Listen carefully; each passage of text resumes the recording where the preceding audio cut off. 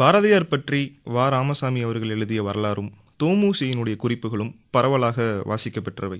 ஆனால் அவற்றை விடவும் நான் இந்த நூலை சிறப்புமிக்கதாக கருதுகிறேன். பாரதியாரால் சீடர் என்று அங்கீகரிக்கப்பட்டு பூணூல் அணிவிக்கப்பட்டவர் என்று குறிப்பிடும்போதே பாரதியாரை வாசித்திருக்கும் பலருக்கும் கனகலிங்கம் என்ற பெயர் நினைவுக்கு வந்துவிடும். ரா. கனகலிங்கம் தான் இப்போது அறிமுகம் செய்யப்போகும் என் குருநாதர் பாரதியார் எனும் நூலை இயற்றியவர்.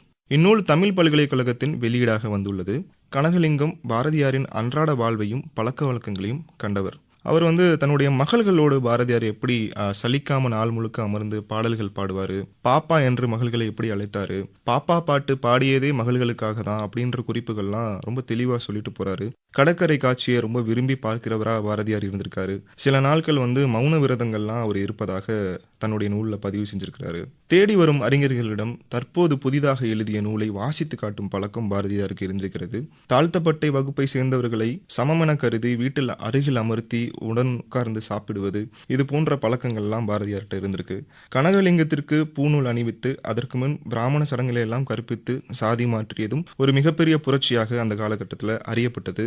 அதை நடந்தவரே அந்த நூலில் குறிப்பிட்டிருப்பது ரொம்ப சிறப்பு மிக்கதாக உள்ளது. பிரெஞ்சு தேசிய கீதத்தின் மேல பாரதியாருக்கு ஆழ்ந்த ஈடுபாடு இருந்திருக்கிறது.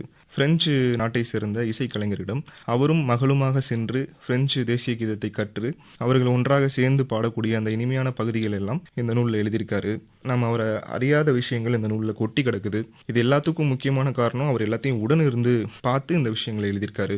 அதோட மேலா தன்னை தேடி வரக்கூடிய அந்த ரகசிய போலீஸ்ன்னு சொல்லக்கூடிய பிரிட்டிஷாரை சார்ந்தவர்கள்லாம் இவர் பாண்டிச்சேரியில் பதுங்கி இருந்தப்ப எழுத்து வாழ்க்கைக்காகவும் சுதேசியாக தெரிஞ்சிட்டு இருக்கும்போது அவர் தேடி வரும்போது அவர் கண்காணிக்கிறது, இதெல்லாம் சட்டையே செய்யாம அவங்களுக்கு துளியும் அஞ்சாம ஒரு வாழ்க்கை வாழ்ந்திருக்காரு. பாரதியாரை கோயில் யானை எப்படி தாக்கியது அப்படின்னு கூட படுக்கையில் இருக்கும்போது ரா. கனகலிங்கம் அவர்கிட்ட போய் கேட்கிறாரு. அந்த விஷயத்தை கூட ரொம்ப நகைப்போட பாரதியார் விவரிக்கக்கூடிய பகுதி இதில் ரொம்ப சுவை மிக்கதாக இருக்கும். நிச்சயமாக இந்த நூலை நீங்கள் வாசிப்பீங்கன்னு நம்புகிறேன்.